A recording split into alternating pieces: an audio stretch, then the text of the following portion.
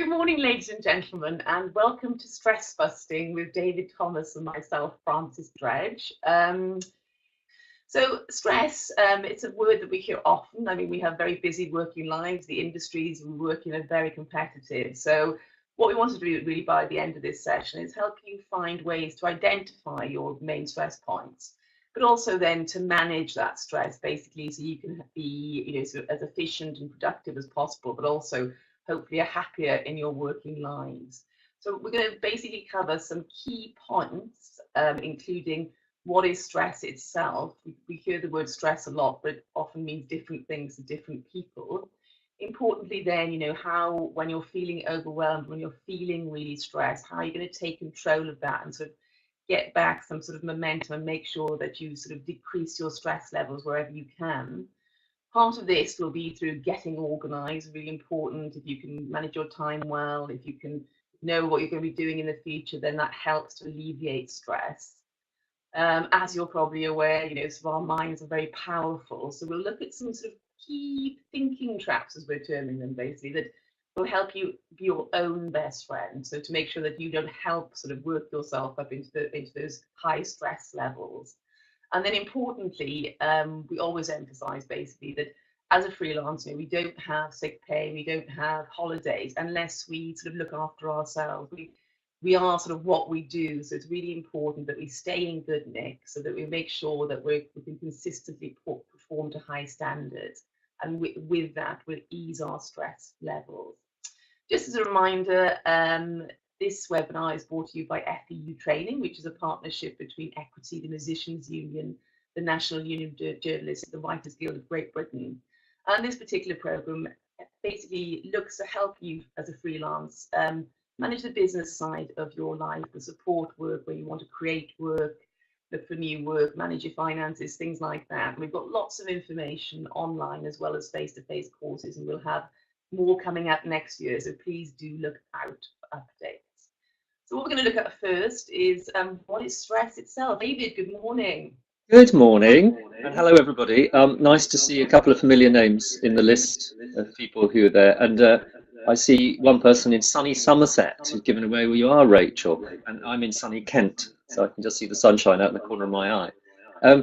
So to start off with today, what is stress? I think it's important that we define what we're talking about here. And on the screen you can see there's a kind of a rule with pressure at one end and stress at the other. I think it's quite helpful to think about stress as being a bad thing. I know that we often talk about good stress as being something that makes us perform better. I do understand exactly what you mean by that. I tend to use the word pressure to talk about good stress, and I use the term stress purely to talk about the negative stuff. I'm not saying you should use that if you want to talk about good and bad stress, but for the purposes of today, I think it's nice just to think of stress as being a thing to be avoided.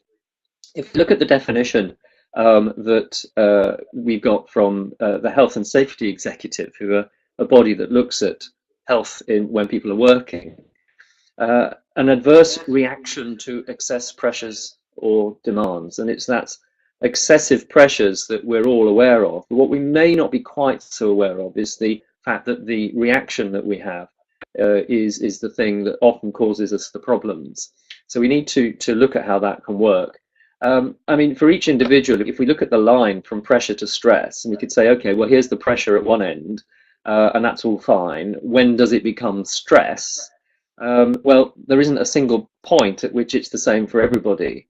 And that's why it's so important to bear in mind that this reaction that we have should be taken into account. So we'll look at ways of dealing with that. And as I say, pressure, we need it. We actually really need pressure in order to get through our lives.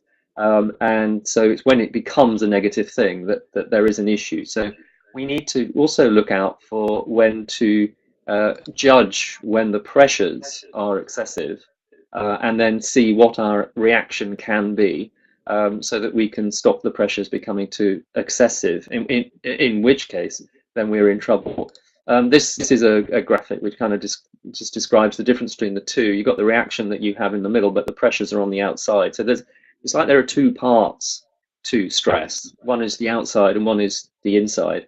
And the outside sometimes we don't have quite as much control over, but there's always things that we can do. So we're going to look at those as we go through this webinar.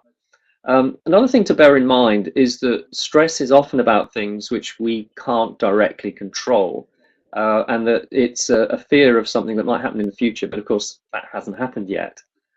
It might be something about what's happened in the past. We can't do anything about that either.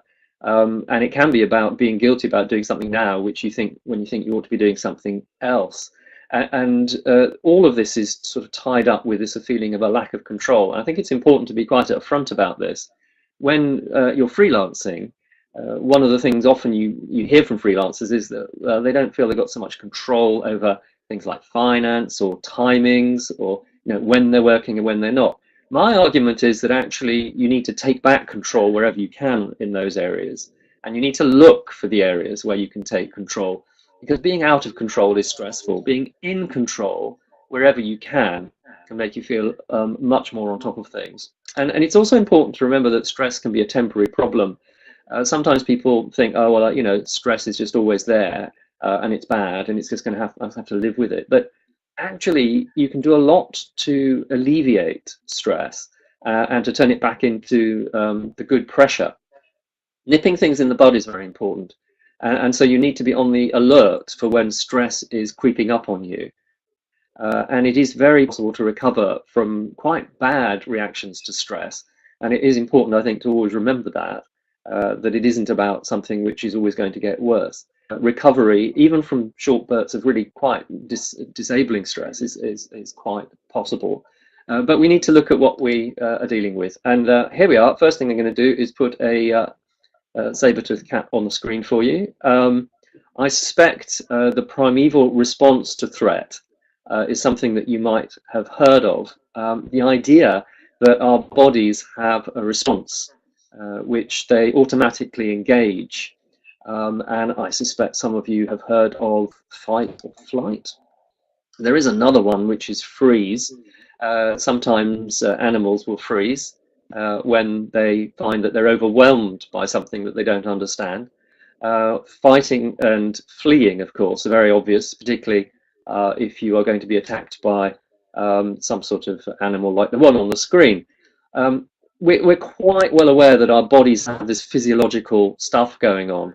What we're not so aware of sometimes is that we have the same physiological things going on in the modern sort of working environment. One example that I came across when I was working in an office not so long ago was someone who actually, when they opened up their email inbox, if it had too many emails in it, they just shut down mentally and walked away from the screen. I'm not quite sure whether that was freezing or fleeing. I think it's probably a bit of both. The fighting would be perhaps throwing the computer across the room. But you see these reactions that people sometimes have, even in the modern world. And we can measure what happens on the body. And this is why I think it's useful to understand what stress is and what it does to us. I'm going to put a naked man on the body there, thanks to Leonardo da Vinci. And the effects on the body are really quite a lot of them. When people are stressed, their breathing rate might increase, or their muscles would go tense, or their heart rate and blood pressure go up. These are things which we can measure, and we see people doing this when they're about to be eaten by an okay, but actually in the modern world, where it's not about that, it's about we're having to do something and we feel stressed about it, our body reacts in the same way. And all of these things, you can actually, you can sometimes feel them in yourself. If you get back pains or neck pains or anything like muscle tensions, that's probably a sign that stress is affecting you in some physiological form, and that's a warning sign. Other things like a dry mouth, and you can push against them. So we know that you can do exercises to really relax the muscles and things, and these become important in order to push against some of these things. Dry mouth, I mean, I always have some water with me if I'm doing my training, because actually that's one of the symptoms I have when I'm slightly nervous. So I can actually convince my body it's not quite as stressed as it thought it was just by drinking water to make it less dry. So these are all things which we need to be alert to. And if we have too much of the chemicals going around our body for too long a time, then we can actually make a list of all sorts of things that can happen. And you could probably make your own list of things that happen when you're feeling under stress. But this on the board here, I mean, it's a very short list of some of the things that can happen. But always being tired is an interesting one, or pacing and nail biting and all those sorts of things. Frequent minor ailments, always getting a cold. These are little warning signs that things aren't quite as they should be. Now, those are physical ones. I think it's equally interesting to look at some of these emotional ones, because we don't tend to talk about these quite as much. People are often quite happy to say, oh yeah, I bite my nails when I'm feeling stressed, but they maybe not so ready to say, I actually feel lonely when I'm stressed, or I can't relax when I'm stressed. Seeing only the negative side is also something which is a clue that things aren't as they should be. And at a point in my life a few years ago, when I was extremely stressed at work, I had enormous problems making decisions, which was very distressing, because I was actually running a department in the BBC of a few dozen people, and I just could not make any decisions. It was almost like a brain freeze. And I had to take some time away from the office for about a week or 10 days and explain to people that that's what had happened. And people tend not to want to admit to these things, but actually what I found was the reaction I got from others was extremely supportive. And what I also noticed was that other people often notice before you do that things aren't quite as they should be. So what we're saying is we need to avoid these things, and these are clues that things are not as they should be. So one of the ways of doing that is looking at the areas that we can take control so that we can push back against the stress. And we'll look at how to do that now. We'll also look later at how to be organized. So, Francis. Great, thanks, David. Yeah, because the thing about stress is often we don't recognize we're feeling stressed or increasingly feeling stressed until we're incredibly stressed. So if you can, as David has mentioned it, recognize those symptoms and nip it in the bud before it becomes really serious, then that's going to be obviously very helpful to you. One of my sort of symptoms is I do feel a bit dizzy when I get stressed, very stressed, and things like usually escalators, for example, I have no problems. I can jump on with the two bags. But if I'm feeling quite stressed, I think I don't really want to go down that escalator. Sort of balance issues, I suppose. So that's a sort of big sign for me to say, hey, hang on, what's going on here? What is the problem? How can I deal with that? So it's about then, once you recognize that you are becoming increasingly stressed, trying to take control where you can. As we've mentioned, sort of there's so many external forces that we just can't control. So it's best not to worry about them, just sort of wipe them off your agenda as such. But there's lots of things that we can take control of to us to do that, because otherwise, if we don't try and take some sort of control, then we just get worse, worry more, and get more stress. So you have to put a little bit of effort in, as you do with anything, as you do with your career, any part of your career. So it's the same with managing stress. You have to sort of try and identify what's going on and then try and make some effort to make sure that it doesn't get out of control. So part of the thing here really is to identify some of your stress points. We sort of listed a couple of common ones really for you to think about, but it'll be different for every person. So part of it really is to think about, so what winds me up, what gets me into that state, where I'm feeling overwhelmed and completely stressed. So one of the things we put down here, excuse me, is procrastination. Now, we all delay things sometimes, sort of maybe I've got so much work on today that I've left a piece until tomorrow. Well, I have to work twice as hard tomorrow to make sure I'm sort of caught up, but that's quite normal. And sometimes I sort of delay something because I just don't want to do it today. Normal too, as long as I do it in my time sphere, I'm okay. But when we're talking about procrastination here, we're talking about sort of procrastination that does really inhibit your life. So you're maybe not making important decisions because perhaps you're frightened of what will happen, or you're imagining bad things for the future, or maybe you're not starting work, or you're not completing work, and perhaps you're doing this on a consistent basis. So if you do see yourself procrastinating, you probably need to go back further to find out what is making you procrastinate. Is it that you're a perfectionist maybe, and you just can't let go of work? In that case, you have to assess, sort of, how am I going to manage this, because this is actually making me much more stressed, and also I'm not doing all the work that I could be doing, and not making the money that I could be doing. So there's always a benefit to you of trying to take control. Now, one of the things, we've heard so many times, and David actually does a finance course on about, so getting to grips with your finances, is money issues. We all have them at some time or another, especially as freelancers, we tend to have sporadic, irregular income. So one of our big, pieces of advice is as soon as you can get on top of your sort of financial management. In my case, sort of when I first started working for myself, for the first year, I did avoid money issues. I'm not that keen on them. I can do it for other people, but when it comes to myself, it's like something I always put off to the next month, procrastinate. But what I do now basically is I'm really on top of my money issues because I found that very stressful. So, for example, I have a cash flow spreadsheet for the year. I work out per month what I need to live on and what I need to cover my expenses. And I fill in month on month I've got coming in. So I know I'm looking to the future, I'm planning for the future. So it takes the stress out of it. But that also gives me the ability then to think, okay, the next few months I've got enough money coming in and actually I'm doing quite well. But come April, and May, it's looking a bit thin on the ground. So I now need to do some work to get some more clients and some more contracts for April and May. So it's giving me that control to sort of think, looking ahead, thinking whatever happens, that'll be okay. But also, as a freelance, most people will advise you do need to start having some contingency savings. If people, it varies what the recommendations are, but between about 3 and 6 months of savings. So if something does happen, then you feel fine because you know that you've got the money there. I know it's easier said than done sometimes, but not necessarily by tomorrow, but over the next year. If you haven't got any savings, then the plan is to get some, basically. So that takes the stress and the worry out of thinking, oh, I'm going to run out of money if I don't have that work for that month or for that 3 months. Another sort of common stress factor inducer is disliking your clients. Now, to work with people well, the first thing to realize is that we don't have to like them. They're not our friends. It's great if we have lovely working relationships, and many people are fantastic to work with. But we don't have to like people to have those productive working relationships. Mutual respect is usually pretty important.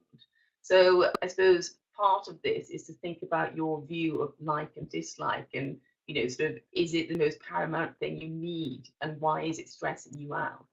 But also, the great thing about being freelance is that if you genuinely dislike somebody and genuinely can't work with them and it causes you huge amounts of stress, then you can plan to get out of that working relationship. You may not be able to do it today. Maybe you have to finish the contract because that would be good for your reputation and wiser for your bank balance, as it were. But unlike employees would have to shift their whole job to get away from somebody they didn't like, then for us, we can just say, okay, well, I've given it my best shot, but it's too stressful for me, so I'm going to move away from that working relationship. And that's about taking control and doing something about it. Working environment is really important. Now, if you're somebody who's outperforming, out gigging, whatever, there probably are times, so you are going to be at home creating work, etc. So, for me, I do quite a bit of work from home, writing reports, writing, and all manner of different things, really. So my working environment is really important to me. If you're sort of balanced on the end of a kitchen table, for example, and people are coming in, having a chat, as nice as it may be originally, eventually you're not going to be able to concentrate, you're going to miss deadlines, all those sort of things, which is very stressful. So if you can get a dedicated working space, like I have a home office, then it will help your stress levels. If you can't, then maybe try and think of other ways where you can have some peaceful time to concentrate. One of my colleagues, for example, goes to a library 3 times a week. Another one of my colleagues, they sort of have an arrangement where one works at the other one's house on 2 mornings a week, and vice versa. So then they get a bit of peace and quiet so they can get on with things. And actually, working together sometimes does solve the problem of feeling isolated, which is another common challenge for freelancers. Sometimes, we do need time so we can create, we can write, we can think of our next project. But if we get too isolated, that can be really stressful. You feel cut off from the world. So once again, it's important to get a balance. So maybe you just go out for a coffee a couple of times a week, basically, so it doesn't even have to be for work. It could be with friends, but to ensure that you are getting out into the world and that is not becoming a stress symptom as such. Also, it's really important, for creative people, if we mix with others, then we're going to get new ideas from that and potential new leads for new work. And also to keep up in the industry, with the industry, what's going on in the industry, what are the skills demands, what will I need to learn this year, so I'm to make sure that I'm marketable for the coming years. So there's all those benefits basically of making sure that you have the balance of the peace and quiet that you need, but also that you're mixing with others, whether it be colleagues or peers. Body clock is important because so sometimes you have to work at a certain time. So maybe if you're working late into the evening, you might need a couple of hours afterwards, to wind down, and you're going to have a lie in the next day. But for me, for example, I know that I'm most alert in the morning, probably from between 7 and 1 o'clock. So I tend to be an early riser. I get up, I start work, going to my home office as disciplined as I possibly can be straight away. And then do all my sort of hard work or creative work, but work where I need thinking time in the morning because I'm most productive then. And I know I can get most work done at that time. It's different from everybody. Some people are night owls, so their most creative work will be done in the evenings. But where you can, try and take control of time so you manage it rather than vice versa. So in the afternoons when I'm feeling so slightly less on the ball, I'll do things like emails, meet people, because that's always invigorating. And also, sort of the chore work, things like my admin, my finances, things I can do on automatic. That really helps with my stress level because I know I'm going to get a lot done in the key moments for me. And then also do set objectives for your work, because the danger is, as a freelancer, if we've got one piece of work for the week, for example, it should take us 2 days, but we play around with it or we expand that into a whole week. Now, that whole week, the rest of those days could have been taken up with finding new work or working on another piece, or potentially having a rest. So if you can actually manage that time and take that time to plan, this work should take me 2 hours. It might go a little bit over sometimes, but get into that sort of discipline and habit, you'll be much more productive, get much more done, which will help you, with your stress levels, because you won't feel overwhelmed, you won't start procrastinating, you'll be on to the next thing. And then finally, in this particular section of taking control, we hear this all the time. I can't take a break because I've got to take the work that comes up. So that's it for me. I'm going to be working 24/7. Well, sometimes, sort of, it's quite exciting to work 24/7 if you've got a major deadline or a major production that you're doing. You're working into the night. That can be fantastic, and the end is in sight. It's tiring sometimes, but it's not stressful. It's just one of those adrenaline-filled things that that it's great to do and you're going to finish soon. But really, sort of nobody can work 24/7 and perform well all that time. So it's back again to you, really. If we're going to take control, we have to make choices that are positive for us. So if you are accepting work, and it's any old work, then you really have to evaluate what you're doing, basically. Is it valuable to me? Can I go on like this? Can I perform to the high standards that I need to, if I'm going to do this? And of course, we don't have people to tell us to take a break. We don't have people saying you've got 6 weeks holiday a year. So we really have to do that for ourselves. And that'll just make us feel generally more calmer, fitter, and more able to make sure that we're performing well time and time again. Okay, so what we're going to look at next, and this will help you actually take control, is getting organized. David. Right, so there's a couple of things about getting organized, which some of you know I'm very keen on. One of them is financial management, and we do separate webinars and courses on that, as you may know. I've just been reading the comments boxes, the chat box. Thank you very much for your comments. And Arvin, in particular, mentioned that there's a point about switching off, which is hard to do because your brain is always thinking about you could be doing more. The thing about being freelance is that you are like a small business. Your freelance work is like a small business in the sense that there's always something you could be doing for that business. You could be doing something which could be, any time of the day. There's always something that you could do. And the trick is to make sure that you don't, because you can't work on your business 24 hours a day, 365 days a year. So the trouble is no one else is going to tell you to stop. So what are you going to do to draw the line on any given day or any given part of the year and say, okay, it's time to draw a line and say, I'm now not working. And I think it is a mental place to be where you can say at some points you are working on your business, but at other points you're not. And if you can make a physical difference in that, so you're working in one physical place, but you're not working and you're not in that physical place, that can work really well.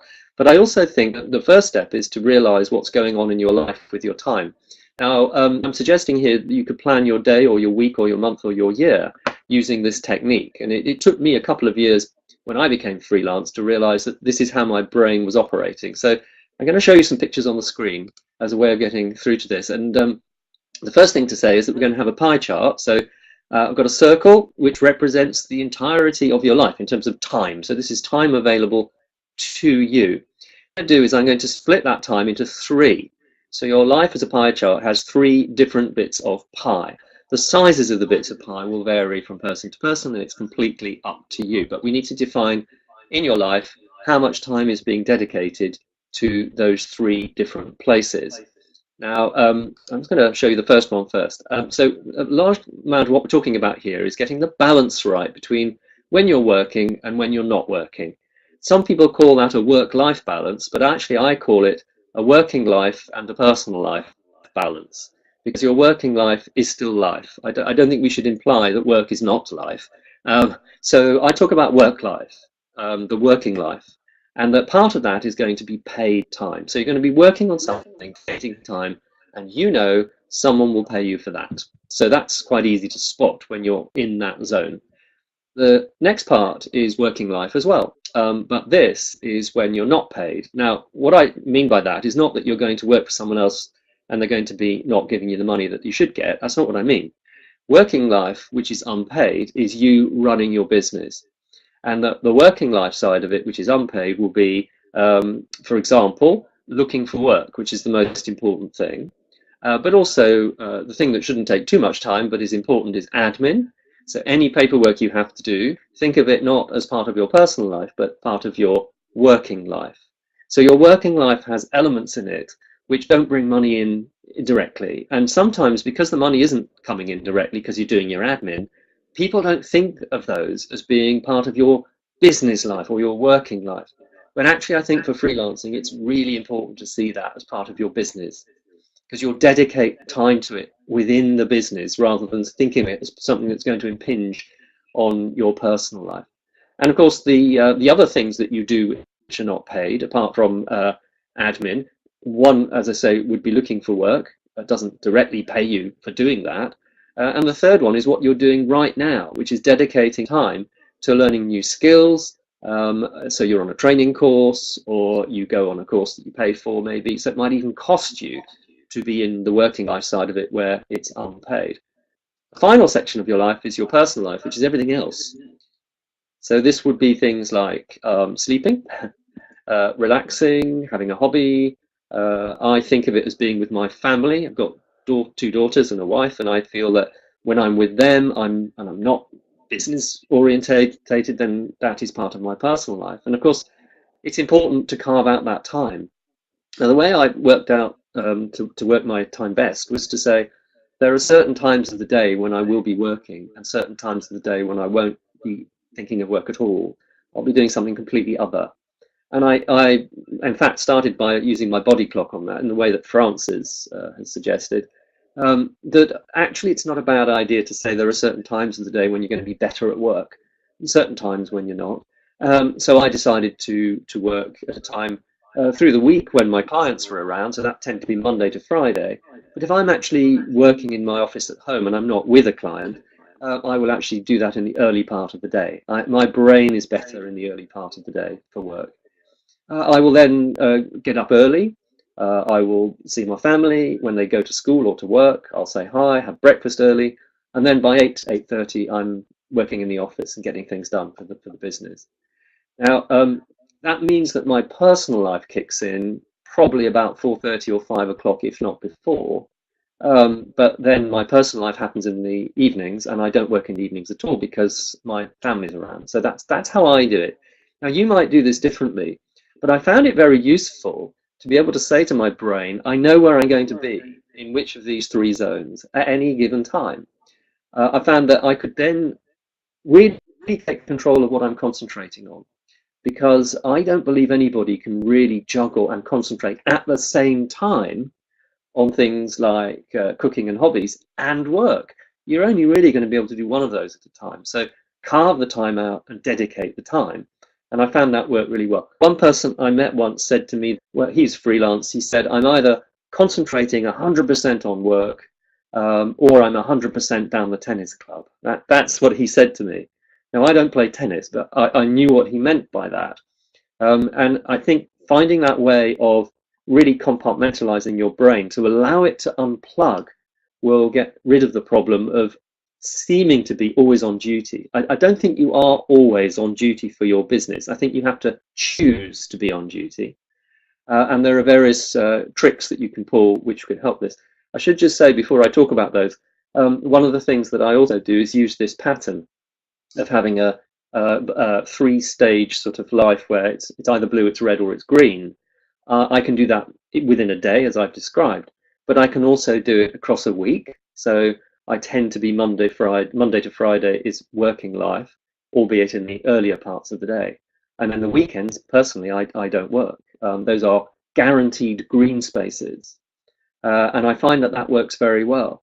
And through the year, I know that there are certain parts of the year I won't get work. And so I've dedicated parts of the year to being green. They are personal life times of the year, and I don't work in those times.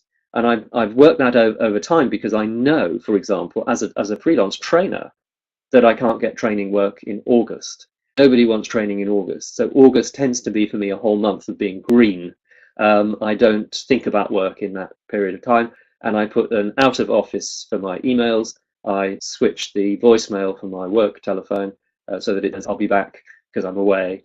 And I give a date when I'll be back, and then politely ask people to leave messages that I'll pick up later. So that's just a couple of things that work for me. And I find it helps me to relax when I'm not actually working, which is what I want to do, because I find I work better when I have relaxed. And you can have these little snippets of relaxation in between the work, which work really, really well.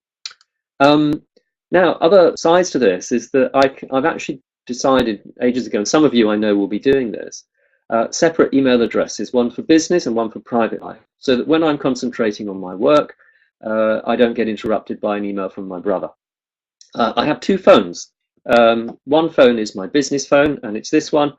This is a more sort of expensive Wizzo one, which does everything I need to get the business done. But when I'm not working, this one gets switched off. So about 5 o'clock in the evening, this one gets switched off.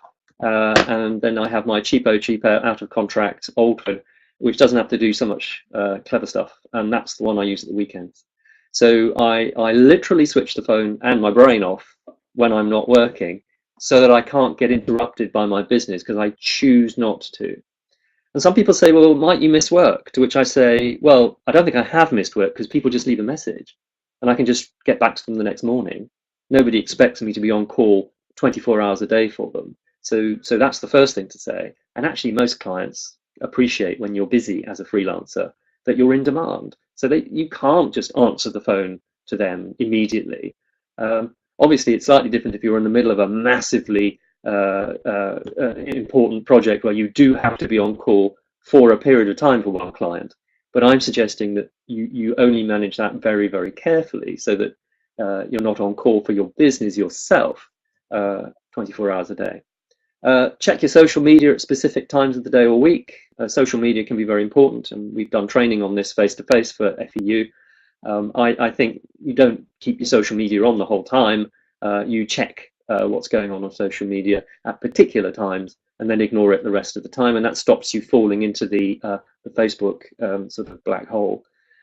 Turning off push notifications. In case you're not sure what I mean by that, what I've done is I've turned off the fact that my phones will tell me when I have emails. I will actually tell the phone when I want to look to see if I've got emails. So instead of being interrupted on my phone by notifications and pings the whole time, I actually turn all those off, and then I will check things at certain times when I feel I want to check things. That means that I can concentrate on writing or developing things or talking to clients, or just relaxing and not working at all, much, much more quickly and having everything coming at you the whole time. So it's a way of feeling like you're in control, and it makes me feel very relaxed. And I find that my brain is able to unplug. And when I go on holiday, I don't even take my work phone with me because I don't work when I'm on holiday. So that's also I find extremely relaxing. So that's just some basic sort of organizational thoughts. And you may have your own, but those have all worked for me. And I know other people who've adopted them, and it's worked for them as well. I noticed one person talked about to-do lists, which are very good, by the way, but I just warn, don't have very long to-do lists. To-do lists are great, and as I think it's EJ Fisher, EJ, hi, set targets and things like that, fantastic. Target for what you're trying to achieve if you're in a working part of your life, and then don't make that too difficult. If your targets are quite limited, then you'll actually feel much more satisfied because you feel you're getting somewhere, and then you can add another target. The other thing is, if you give yourself targets for a particular working day and then you achieve the targets in half the time, give yourself the rest of the day off because you've done a really good job getting through those things really quickly. Reward yourself and now go off and do something relaxing rather than working, because your working day, which was a whole day, has suddenly got everything done in half the day. So you can use the rest of the day to go and relax. Francis. Great, thanks, David. Just a comment before I go on to the next session from George. He says that he's often involved with problem solving and simply can't switch off when he can't solve the problem, I assume. But I suppose, George, and for anybody else who can't switch off, you have to really think, so what, if I can't switch off, what benefit is it giving me not to switch off, and what negative impact is it having?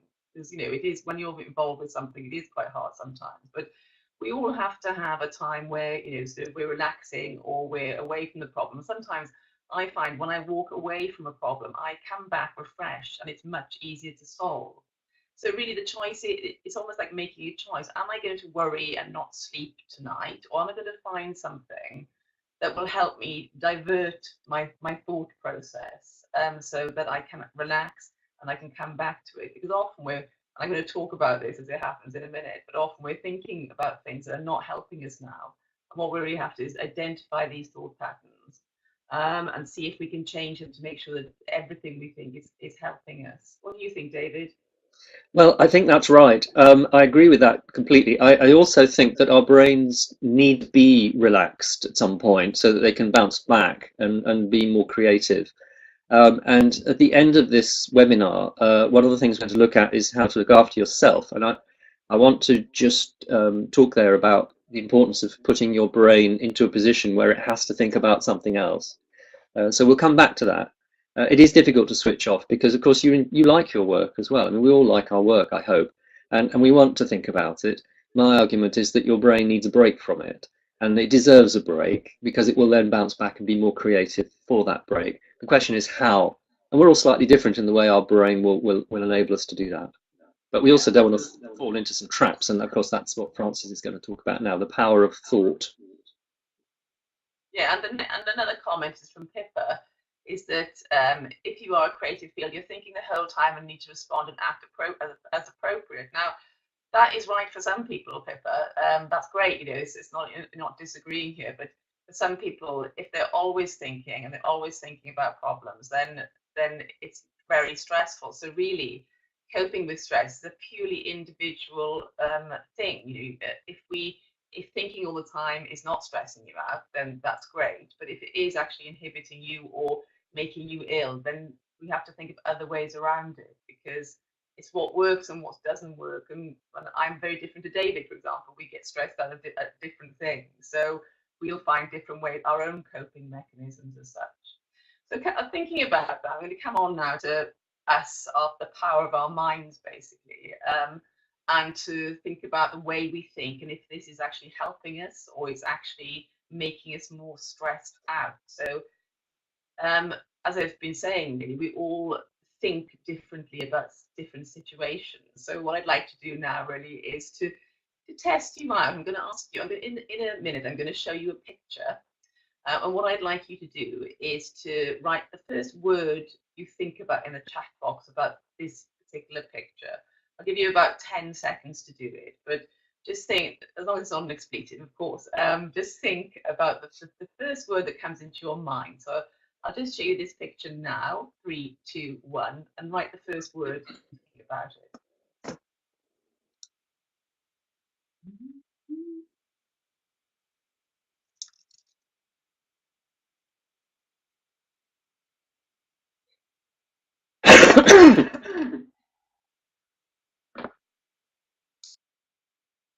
Great. Okay. Well, thanks for that, for responding. Now, hang on 2 seconds. And this is sort of proves the point, really, because you'll all, there's some similar reactions, but there's some very different reactions. And, you know, sort of, so we're all different in our thought responses. And the point here really is that the way we think about things can often increase or decrease our stress levels. So Albert Ellis, basically, he was an eminent American psychologist who did a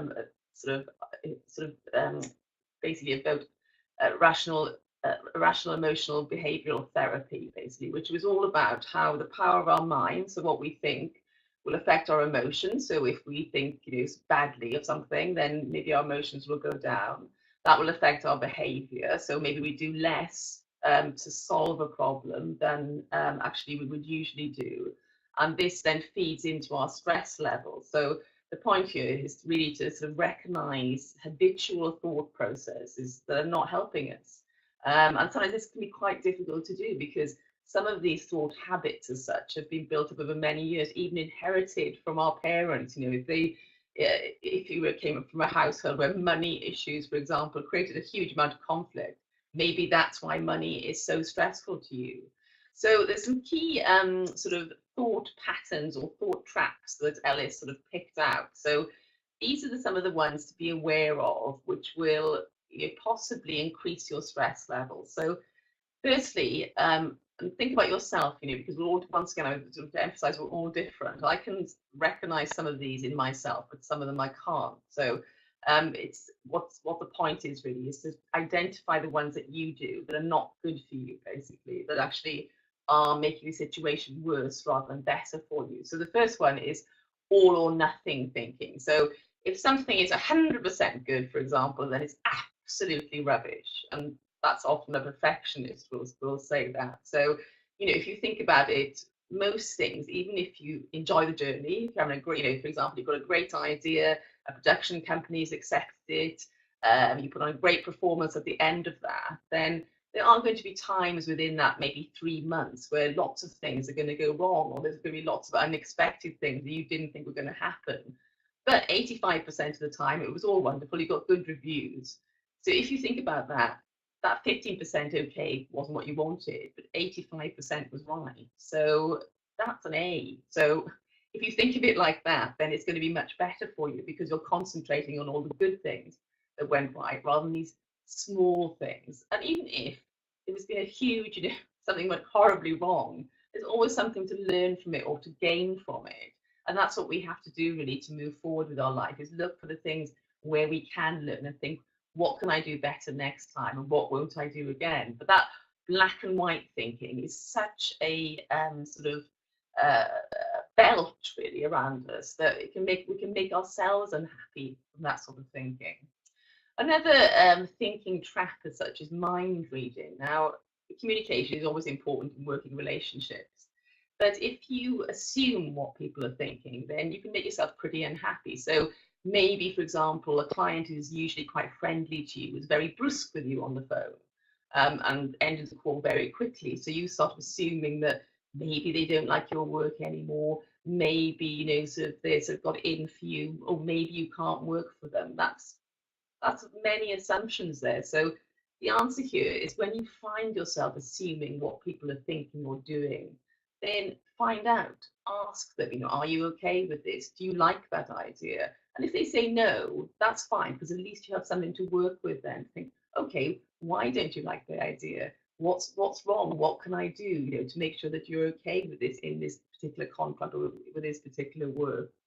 For example, I did a presentation a while back to a big group of people, and I had thought it was quite a good presentation. I had, some witty comments built in there, as I thought, and most people in the room were sort of squinting at me quite unpleasantly, and I got very stressed by this because, my reaction was meant to be people laughing and clapping, etc., rather than just squinting at me. But what I realized at the end, and I sort of experienced all the sort of symptoms that David was talking about earlier: dry mouth, twitching eyes, just generally very uncomfortable. I feel my heart rate going up. But what I realized at the end of the presentation is that behind me where the screen was, the font was very tiny. So they weren't squinting at me in an unpleasant manner. They were squinting at me because they couldn't see the writing and everybody was too polite to actually tell me that. So, but by that assumption, I caused myself a huge amount of stress. So the learning process from that is, always ask. Even now, if I'm talking to a group of people and I think people look concerned, then I'll say to them, are you okay? Can I explain something to you? Whatever the question may be. So it's about establishing those facts so you can react and solve a problem rather than just make a lot of assumptions about it. Another sort of thinking trap can be fortune telling. Now, if you're sort of person who looks to the future and envisages positively all the great things are going to happen, envisages how you're going to deal with problems, how you're going to overcome hurdles, then keep on fortune telling, basically. But here we're talking about negative fortune telling, which is something that we can fall into, where one thing happens that maybe was what we didn't expect, and with our mind straight on to, isn't that terrible? What's going to happen next? Oh my gosh, I've lost a client. That means I'm going to lose more contracts. That means I'm going to lose more money. My reputation is in the pan. I'm going to end up, sort of dead in a ditch, which is partly catastrophizing too. So with that, if you're that sort of person, then identify that habit and think, really, is that true? Okay, so one thing has happened. But does that mean I'm going to go down this route of darkness? Or, does it mean that I can nip that in the bud and start doing things to make sure that I move forward in a positive way? And catastrophizing was very much like the example I gave you, where, sort of everything is wrong. It's all dreadful. Test this out. Think, well, is it all dreadful? Okay, that performance didn't go that badly. But, nobody said anything about it. I didn't feel particularly good about it. So what I'm going to do now is, sort of just work on my skills a bit. So it's quite a pragmatic approach rather than that, catastrophic sort of thought process that just makes you feel bad, brings your emotions down. So, and then that also then will affect your behavior. So, for example, you lose a client, and if you're going to, catastrophize about it, then the next thing you would usually do is get on the phone, talk to lots more other people, get a new client. But if you've brought yourself down, then you're not going to do that. So you're actually creating your own stress there without anybody else's help. And finally, then on sort of these sort of thinking sort of habits, is the should and must. So they should act properly. Well, firstly, why should they? I mean, and what's the definition of properly? It's about what you can control, rather than what other people are doing. And things like, so that I must do well at all times. Well, what a pressure to put on yourself, because while many of us may hopefully are very good at many things, it's a bit big ask, isn't it? To be perfect at everything, to be good at everything. And I was reading quite an interesting article the other day, actually, that psychologists, a couple of psychologists, basically saying it's better to, if you've got some weaknesses, then maybe bring them up to a minimum level, but then concentrate most of your efforts on developing your strengths, because that's where the most joy, the most value, and the most benefits are going to come from, which to me sort of makes sense. So as far as these thinking traps go, when you find yourself doing it, then challenge yourself. It can be quite difficult, actually, especially if you're in a long-term habit of doing it. Thinking to yourself, why do I think this? What makes me assume that? What's reality here? And also what I find is if I think about what the best can happen, and then I sort of also then compare that to what the worst that can happen. Now, this isn't negative thinking as such. This is being pragmatic. For example, I run FEU training. So at the beginning of the year, what I do is I look throughout the year. I think, okay, so what do I need to achieve? What's the best thing that can happen? But also, I look at things that maybe are going to be hurdles along the way. And this is quite a normal part of managing any sort of project or idea, or even if you're writing a single article, what do I want to achieve here? Because if you can actually identify some of the things that might happen, that you might have to deal with some problems, then you can make some contingency plans. And if you've got some contingency plans in place, as in what are you going to do if A doesn't happen, what can I do? Okay, I could do B. Then that's going to help with your stress level because you feel much more in control. And then just looking to once more challenging yourself, think about, am I being realistic? Am I jumping to conclusions? And this is all part of your thought process. You know, it's all about really communicating with other people and asking them to really validate the facts in the situation rather than assuming things. One of the big things with any sort of successful person is that rather than concentrating on the problem, you have to identify the problem. I'm worried about money. I'm worried about the clients. I'm worried about my skills level. I'm worried about my next performance, for example. What's the solution to that? Because if you've got I'm worried in your mind, it just goes round and round and there's no movement. It just like creates a downward spiral. So if you can find the solution to that, clear your head, take a step back and look at the solution, and that's going to be much better because you'll move forward and the stress will be alleviated. And then whatever way you think, basically, because as I've been saying, you know, we all think differently, we all respond differently to certain events. Some things wind us up and some things we just can't believe, you know, would wind other people up, basically. So for example, I was talking to a colleague recently. She's a lovely person, but she's done half whinge. Now, she was moaning that she was very stressed because she had so many Christmas parties to go to, which to me, I thought, well, that's your choice, really, isn't it? You know, I mean, that's something I would never moan about because I like that, but I would try and manage it so I could work and play. But it's different for everybody. So whichever way you think, basically, ask yourself, is this helping me? If it is, carry on thinking like that. If it isn't, then you really need to sort of identify what's not helping you and think, okay, I'm going to put some effort in here to make sure, you know, that I'm not creating my own stress with my own thoughts and behaviors, if that makes sense. Okay, and so we're finally going to come on now to looking after yourself, a really important part of being a freelancer. David. So we've made some points earlier in the last hour or so, which really make it clear that it's very individual about how our brains cope with this stuff, but also what works for us. And this is going to be true of looking after yourself as well. The way that I do this and the way that you do it may be different. There are some basics to keep an eye on. One is you've got to have enough sleep, enough food, enough rest, and I would argue also enough fun. So it's important to have fun in your life as a freelancer because people often don't want to go anywhere near a freelancer who looks grumpy all the time. So I think that's an important element there. I'd put those 4 things in there in the mix. You also need to think about if your life is causing you feelings of stress, where are your areas of influence? And sometimes what people try to do is they get quite stressed about things they cannot control.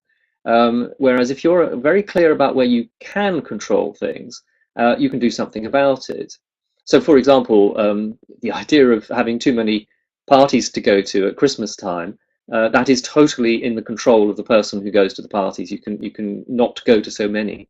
And it's just realizing that is definitely an area of influence. But there are some things which we can be concerned about, which can actually make us feel stressed, which are much bigger than us. And that can often include other people's behavior and things that we know we've got to do, but we can't have influence over them to 100%. And it's worthwhile just trying to have in your mind where the boundaries are between things you can control and things where you can step back because you can't control. You don't have the influence there. Trying to control things that you can't control, of course, is the most stressful thing that you could possibly do. So being aware of what those are, I think, is very important. Let's have a look at a couple of other aspects of this. Part of looking after yourself is being clear where you have tasks which you have to do and the power to do them. The power versus responsibility seesaw, which I've put there on the screen needs to ideally be in equilibrium. So you have the power to do things and you have the responsibility that you have to do them as well. Then you can match the one with the other. The reason I'm mentioning this is that I often meet people who think they've got a job they've got to do, they have responsibility for doing it, but actually they don't have the power to do it. And that can make people very ill indeed with stress.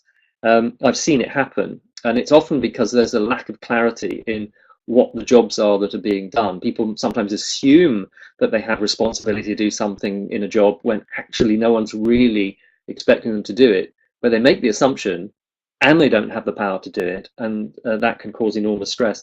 Can I just say that when I say power, sometimes that means having the right skills, sometimes it means having the right authority to do things, sometimes it means having enough time, it might even sometimes mean having enough money to do things.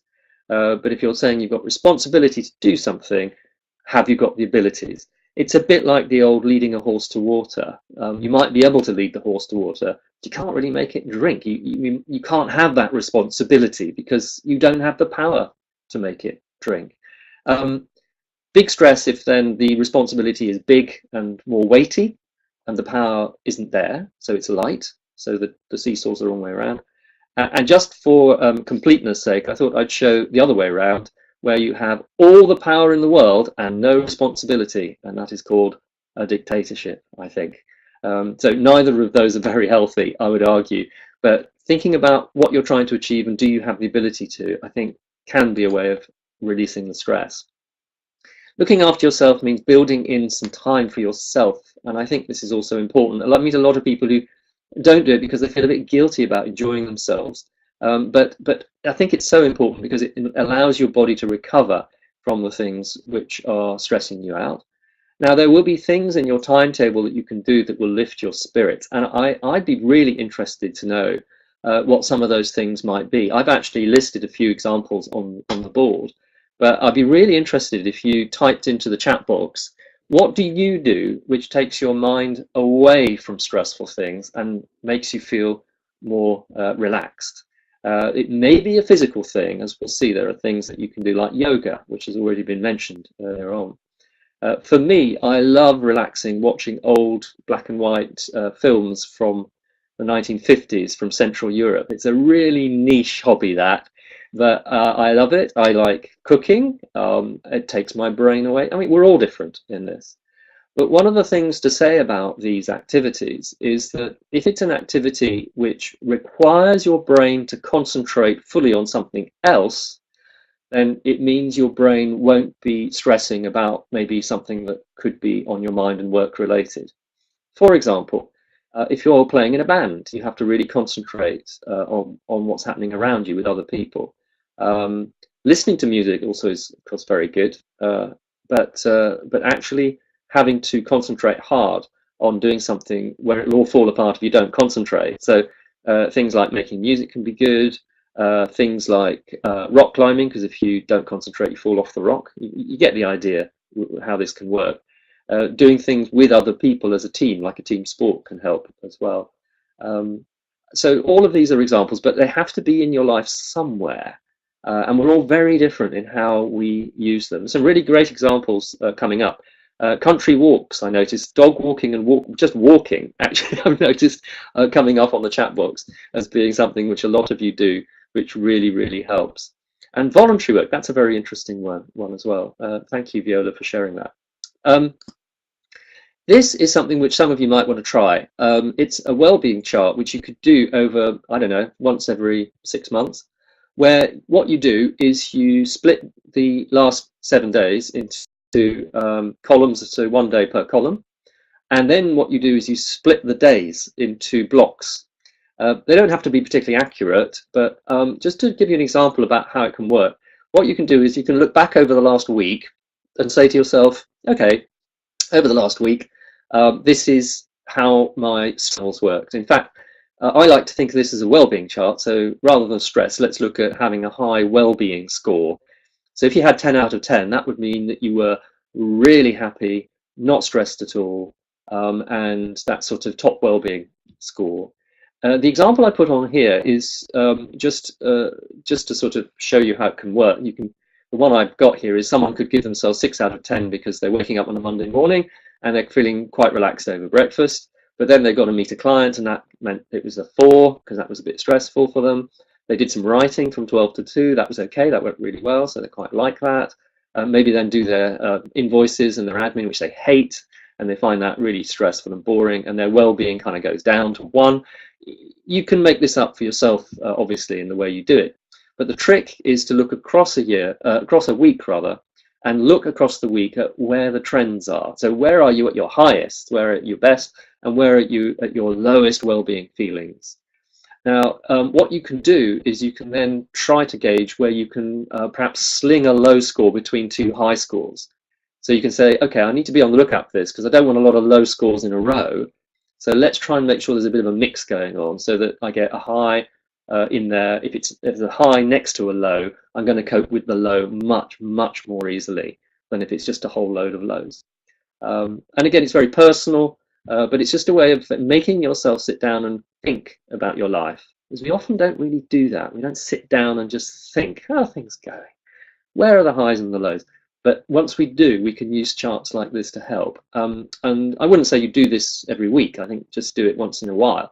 But it's just a way of reflecting. So that can help. Some obvious ones which are to do with grounding yourself. Now, I mentioned earlier at the beginning that sometimes stress can be about fear of the future, regret about the past, maybe a bit of guilt about what you're doing now and not doing something else. One of the ways of trying to get away from that is to ground yourself in what you're doing right now. This is why things like playing music in a band or rock climbing can be so useful, because you're having to force yourself to be in the here and now. I know some of you do this. Yoga, for example, meditation of any sort, even deep breathing, just deep breathing and being aware of your breathing and aware of your heartbeat and your pulse. These are all different techniques. I'm not the best person to say which one would work for you.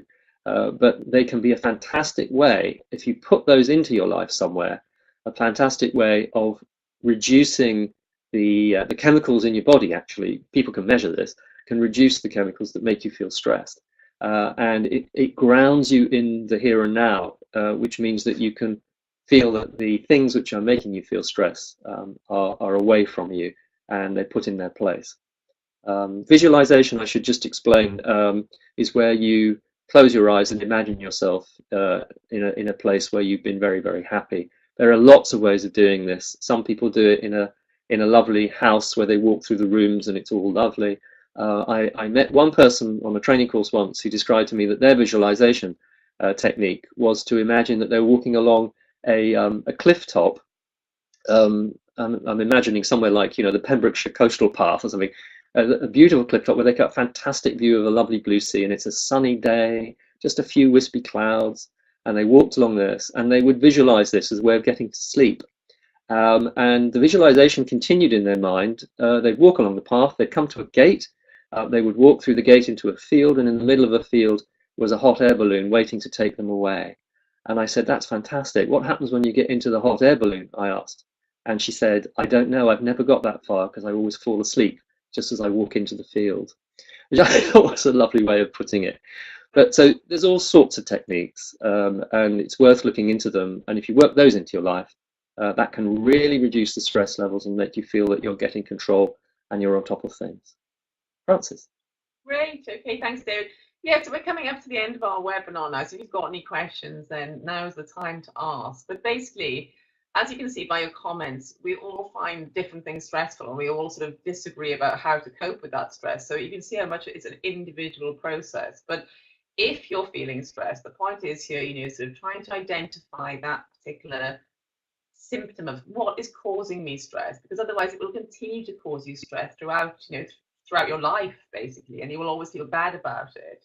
But if you can actually identify it, then you can find a solution, things that will alleviate that stress. So the next time something happens, so to sort of make you go off the Richter stress scale or build stress, so it becomes too much for you to cope with, you can think, aha, I recognize that, and I'm going to do this about it. I'm going to meditate, or I'm going to talk to my client and discuss what is actually going on here, whatever it may be for you. But we assume that if you're looking at this webinar, then you do want to find ways of approaching stress, but coping with stress. But so we do have to put some investment into ourselves, especially as freelancers, because we really do have to look after ourselves to make sure that we can perform consistently well and come up with some new creative ideas, etc. So what we suggest basically is go away, we'll send you the presentation, have a look and think about yourself, put some investment into yourself before the new year and think, okay, so what am I going to do now that will help me feel less stressed in the future and make sure I use pressure to its maximum so I can actually maximize my performance. Can I come up with one answer to one question that came up a little earlier? George, hi George, thanks for your question about how to unplug from news. I know that's an interesting one. I wasn't expecting that to come up today, but that's something that has affected me quite badly over the last year. It's been very stressed about the political situation. I'm not making a political comment one way or the other, but the word Brexit often comes up in conversations around stress with people. What I did was had to remove myself from it to the extent that I stopped watching the news. Now that's where I could have control, but it's a really good example, George, of this difference between where do you have influence and where do you not. This idea that there are things you can influence and things you can't. So if there's something in the news that is coming up over and over and over and you feel very upset or stressed about it, you do have influence about how much you watch the news. What you can't do is have influence over the Prime Minister's decisions. So that's a boundary right there. And it's knowing your boundaries and almost having to withdraw a little bit. And that can feel like you're sort of taking the easy way out. But actually for self-preservation, that can really help. So thanks for the question, George. I'm sorry I didn't answer it earlier. Yeah, and same for me, David, because I found myself actually listening to the news if I was working from home, listening to every hour. And that was like thinking, my God, this is getting around in my head now. And a few years ago with the triple dip recession, it was the same. So I actually limited myself to once a day or once in the morning, once in the evening. So I could keep up with the news, but not actually be almost like sort of mind swept with the misery of it. So it was a choice that I made, basically. So David's asking any thoughts on dealing with unexpected and unwelcome pressures, things like technology failing, sudden inquiries with deadlines, sudden timetable changes. Well, David, here, I think the sort of forward planning is really handy, getting organized, basically. So, for example, I know, that I'm going to have possible, problems with my technology or possible problems with the internet. So I know who to contact. I have somebody on, not standby, but at least somebody I will come and look at my computer for me. So I know that's a potential to happen. So I've got that sorted. But also, because I feel fairly well organized, sometimes you just can't control what's going to happen. So, for example, if a client says to me, you've got to get this to me by tomorrow morning, I'll think it through. So I might say, well, actually, I could put off another client because they won't mind. So I'll contact them and I'll fit it in. But I sometimes have to say, well, no, I'm sorry, we can't, because obviously I'm working on other things. So it's that sort of weighing up the benefits and weighing up what you could do. But that sort of takes some organization and also then speaking to the people who are in that process to make sure that, for example, if you're going to miss a deadline because your technology is broken and you just can't do anything about it, and it always seems to happen on deadline for some reason, but if that's going to happen, then communicate with the person who's expecting your work so they know, so at least then they can do something about it. There's nothing worse than getting information like that after the deadline. So just remember that you're not the only person as part of the process. Any tips? Yeah, on David's question, the other thing I do is I don't accept that I have to be able to fit everything in. I suppose that's the way I would say it. So I always say to myself, there's only a limit to the number of hours you've got to be able to do things around these things. So if deadlines change or timetables change, I actually say to the client sometimes, I'll do my best, but I actually am busy on other things tomorrow. So there are things I can do, but there'll be a limit to what I can do. So I'm managing expectations the whole time. I do that with Frances actually, but don't tell her. The other thing about technology, one of the best tips I ever had was have two ways of delivering your writing. So a computer, a laptop, yes, or a second cheap laptop that only does the basics, or something like that, just in the cupboard in case you need to. It's a sort of backup thing, really. I found that to be a very relaxing thing, just to know that there's always that there. Yeah, and I think as well, if you've developed a really great reputation by generally being delivering high standards of work, generally being really organized, etc., then your clients, we're only human, and your clients will appreciate that sometimes things happen that you just can't avoid. It becomes problematic when you're always late, or you're always got some sort of problem that you're sharing with them that's going to affect your work. That's when they start thinking, well, is this person dependable? So sort of try and plan for it. Sometimes we can't, but the art is to communicate with people when things are going wrong, assuming that you're not always doing it. If you're always getting things wrong, if you're always overwhelmed, if you're always it's working too much or not concentrating properly, then you have to analyze what you're doing, basically, because that will eventually annoy people, and that will be stressful for them and as well as you. So, and the last one then for today basically is somebody saying, how do I pick myself up after a really great project and it finishes? How do I pick myself up after that? Well, I say take a holiday, of course, because that would be my sort of recommendation. But what this is all about sort of planning really is that it's wonderful you had a wonderful project and it went really well. But what we want to do is be planning ahead. So we think, okay, so what am I going to do after that project to make sure that I'm still motivated and I go on? A break is always quite good because you deserve it. You're rewarding yourself. But sort of hopefully, try not to look at it as a gap, but try and look at it as a next stage. Basically, I've got some other work to do now, and I'm going to get straight onto that. Plan forward, basically, rather than just let yourself sink into that sort of post, sort of success hole as such. But also spend some time celebrating your success. I mean, I'd be so proud of myself if I just did a fantastic project. Right. Okay. So we've come to the end now. Basically, we've sort of run out of time, but we hope that is helpful to you. Please do go away and think about it. We all deserve to treat ourselves well and make sure we're managing our stress properly. We'll be back in the new year with more webinars. But in the meantime, have a wonderful festive season, a very happy and exciting pressure new year, but not so much stress. Lovely to see you. Thanks very much. Bye. See you soon.